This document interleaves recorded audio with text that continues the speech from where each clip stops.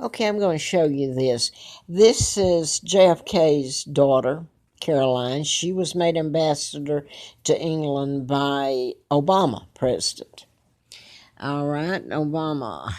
Um, this is where they kidnapped me in 41, brought me to Moulton, Alabama. I was born in 39, and my father's Edward VIII, and he married Claudia Ruth O'Keefe Windsor from Madison, Wisconsin, who was Queen of England. Never married Wallace Simpson. I'm going to show that again. Excuse me for...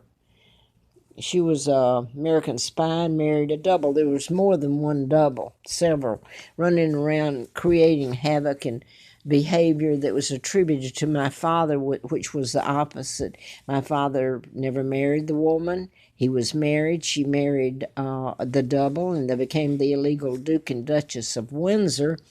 And this woman is saying she's going to abdicate. They had it all over TV yesterday. They follow Meghan Markle and Harry, who there's a question if Harry's even a Windsor. And anyway, she's always known the truth about my kidnapping, about my father being married, and about Wallace Simpson. And she's saying she's going to abdicate and so that Charles can be king. After all, he's waited so long. And I'm going to say this one more time.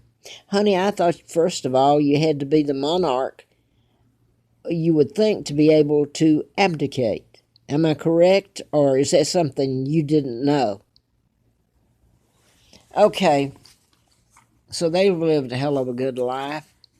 Now, this man is Edward Snowden, somewhere in Russia, for telling the truth. He did nothing wrong, just like Julian Assange. And I hate to even say some people's name because I don't want it to make anything worse for them. I admire Julian very much, very, very much, because he told the truth and he paid a price. There you go. Tell the truth, whole truth, nothing but the truth, so help you God. You almost get killed or get killed. Now, this is my Aunt Georgia O'Keefe, the artist, sister to my mom, Claudia Ruth O'Keefe. This is Roosevelt, who helped in my kidnapping, and that's Mrs. Roosevelt shaking hands in 1941, right after that. Well, after they kidnapped me. I was kidnapped in 41, and they're shaking hands and saying, "Job well done," I suppose. Wouldn't you think that's it? They'd kidnapped me, got everything under control, right? Now, where am I going to go here? I was going to tell about James Holmes. I wrote about Larry Flynn. He was shot by a program shooter. And you can create any illness or cure one. So they're putting it all in more research when you do all these telethons and make up money and all this to have cures. My God, people. I work for Urban Medical. I've worked for doctors, but specifically when I worked there in Atlanta, and by the way, I couldn't believe they made it a cancer center. When I went back there, my God, I worked for these people. They know all this. But anyway, I went to work for them on Windy Hill Road. They're still there in Marietta. And I went to work there 2 weeks before they opened, doing payables, payroll, and payables involve your inventory. And so that's where I learned about how much inventory goes into a hospital. It's not just equipment, your bed, your sheets, your linen, your towels, your all this stuff. So now then it's just escalated more and more and more. So this is a rotten family where they put me. I mean, they were gussied up, I call it. And they lived in filth, and they were so horrible you can't even, you can't imagine. Well, to kill twins, but then what they did to me. Now, here's where I'm going back here. This is what I was writing about, and before I found out about being kidnapped and could remember. This is Timothy McVeigh, and I had said he had been he was programmed. And right here, a church sent this up. I was living on the Appalachian Trail. I was shut down and freezing and starving. They were told not to help me, and they didn't. But anyway, they sent this up in '96, I believe, to me. The book, I wish I'd kept it all, but I can't carry things when you're living on the trail, especially.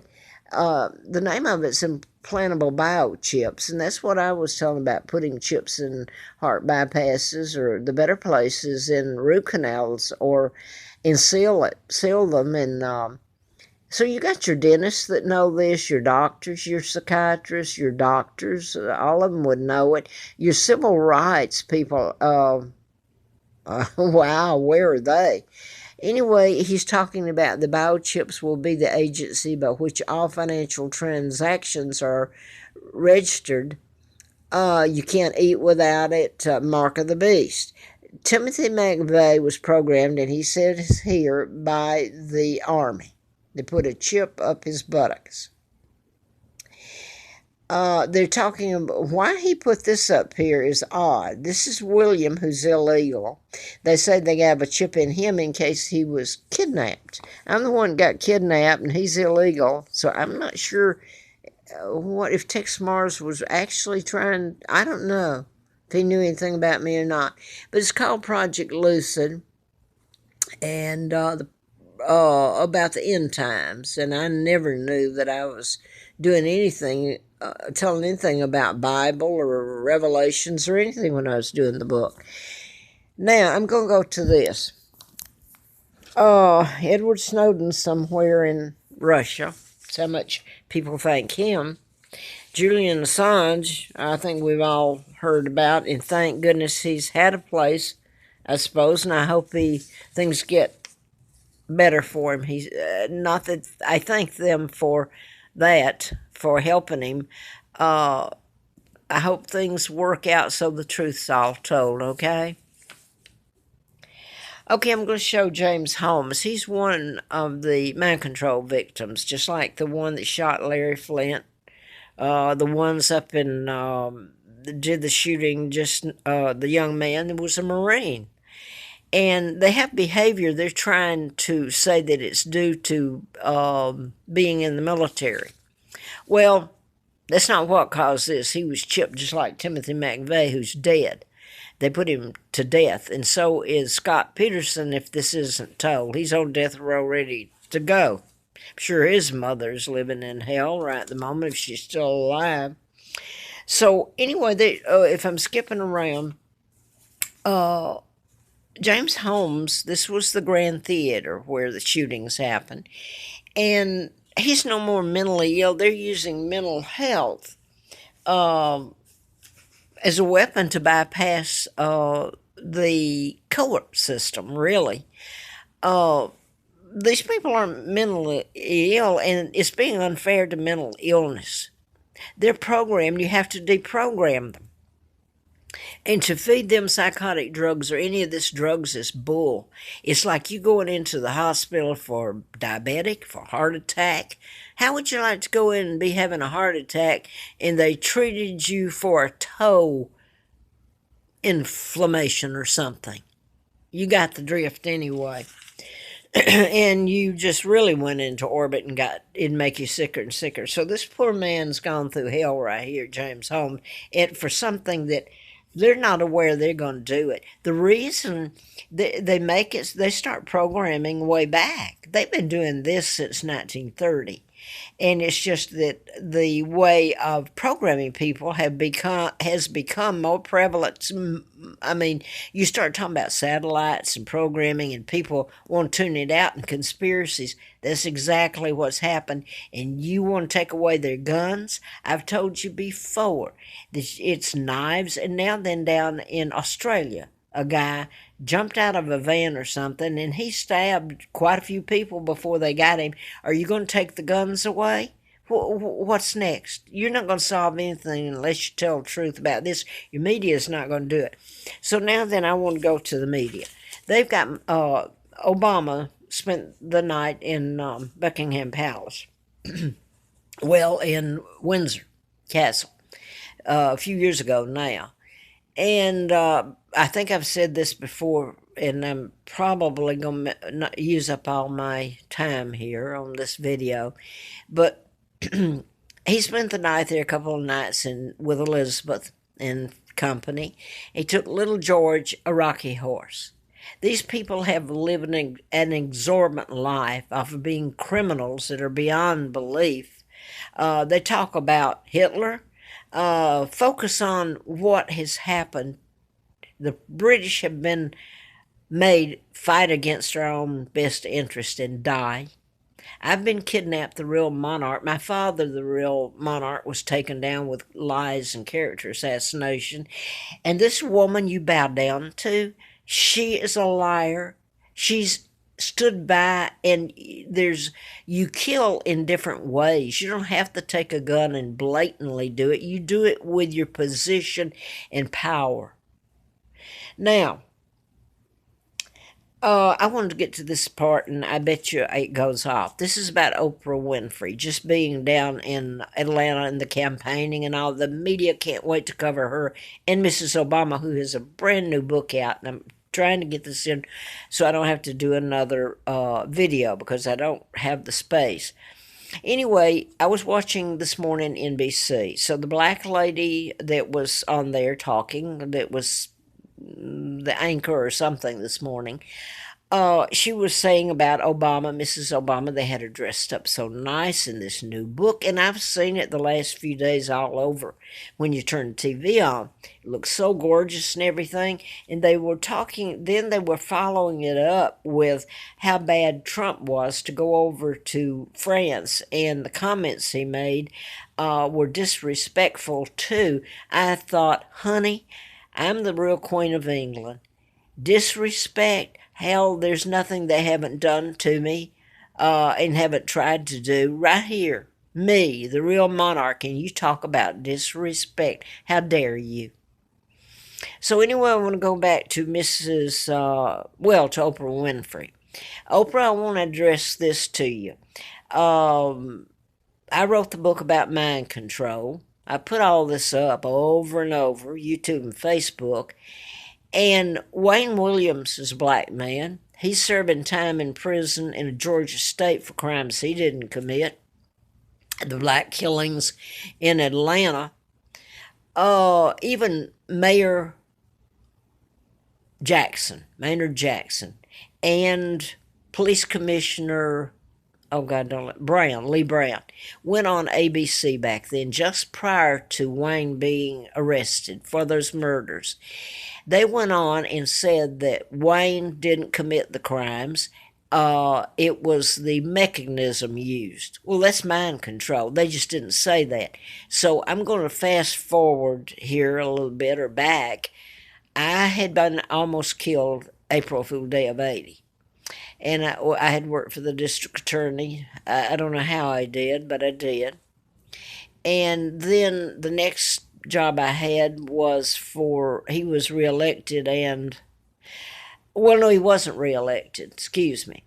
But anyway, the next spring, this would be 2001, went to work for Golden Triangle. I called Mary Welcome, who was Wayne Williams' attorney. And right away she came to the phone, and I was afraid she wouldn't believe me, and right away she said yes, she did. She was going to send someone over to take a deposition. Well, Lina Dempsey and company and her government officials who helped kidnap me and cover up the murders she did, which she would face the gas chamber for in Alabama, her twins. Okay, I almost got killed again. Now, suddenly, there was Henry Mims, a black attorney, who represented me. She's trying to kill me. Jack Hartsfield helped me live. He saved my life, too. Anyway, my point here is Judge Green, who died of a heart attack. Sometimes justice comes in an odd way, doesn't it, Judge Green? Who her nephew, and this was in the Huntsville Times, stole money from the probate court. And anyway, maybe some. Anyway, let me go to this.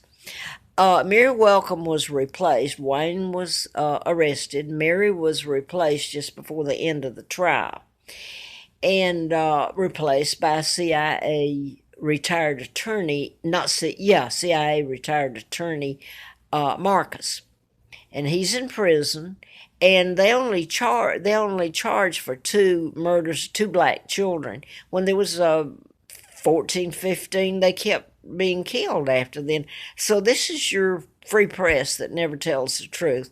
They delete it. They're just as guilty in all of this, or more so. That's their job title. So when they talk about, gee, this is bad that it just happened out here in Ventura, which is Jesse Ventura, is something that happened on Ventura Highway involving me when I was out at Flint's trying to take the car back. Okay, you get into patterns, is how I was these are put together. Some of them can be proven beyond any doubt.